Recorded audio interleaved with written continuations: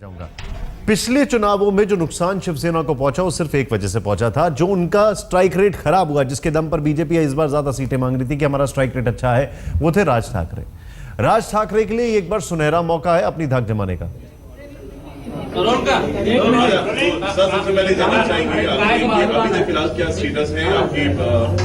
अभी ऐसा है कि एक तो रिपब्लिकन पार्टी की कोर कमेटी की मीटिंग चल रही है और कल जिस तरह हम उद्धव ठाकरे जी से मिले थे और उन्होंने भी मतलब आरपीआई का सम्मान करने की बात कही है। शिव शक्ति के साथ भीम शक्ति लाने का बाला साहब ठाकरे जी का सपना था, वो अपन पूरा करने की जिम्मेदारी अभी अपने दोनों पर आई है।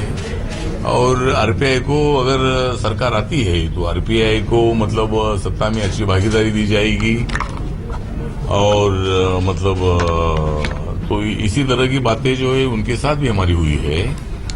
और उद्धव जी को मिलने के बाद हम देवेंद्र फडणवीस, विनोद तावड़े जी और राजीव प्रताप रूडी जी, प्रकाश जावड़ेकर, इनसे भी विनोद तावड़े के C2 बंगले पर हमारी कल रात को चर्चा हुई और वहां भी मतलब बातचीत हुई है कि भाई तो उन्होंने भी आग्रह किया है कि भाई रिपब्लिकन पार्टी ने हमारे साथ आना चाहिए और अगर आरपीआई हमारे साथ आती है तो अपनी सरकार जरूर आएगी और उसमें जरूर आरपीआई को सम्मान मिलेगा, आरपीआई को सत्ता दी जाएगी, केंद्र में आरपीआई को मंत्री पद दिया जाएगा, यहाँ भी मंत्रिमंडल में आरपीआई को हम स्थान न देंगे। उसी तरह की बात उद्धव जी ने भी किया है कि भाई आरपीआई के तो 2-3 मंत्री भी हम 3-4 मंत्री भी बनाएंगे। तो पार्टी इस पर थोड़ा सा मतलब विचार कर रही है कि भाई इसमें क्या आरपीआई को मिलने वाला है।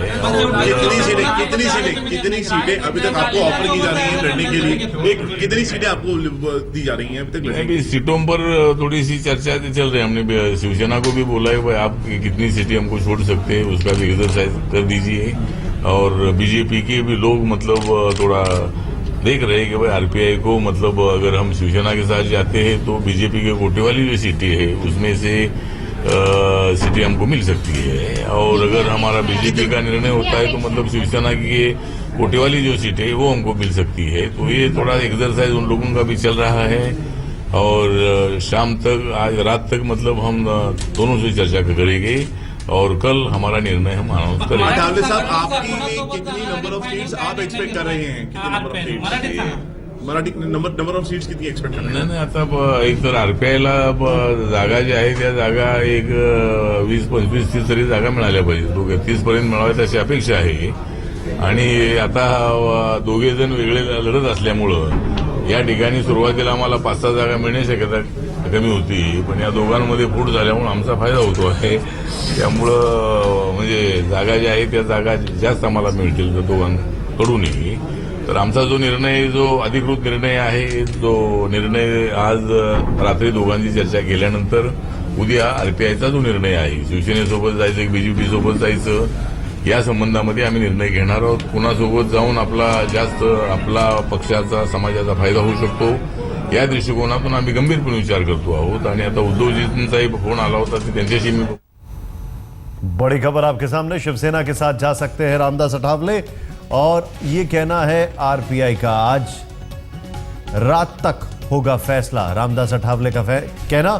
सीधे चलते साहिल जोशी हमारे साथ है। साहिल, अब अभी जो खबरें आ रही हैं उसके मुताबिक रामदास अठावले जिस तरीके से बात कर रहे थे, इतना तो जरूर साफ है कि आरपीआई के दोनों हाथ में लड्डू है। रात तक होगा फैसला।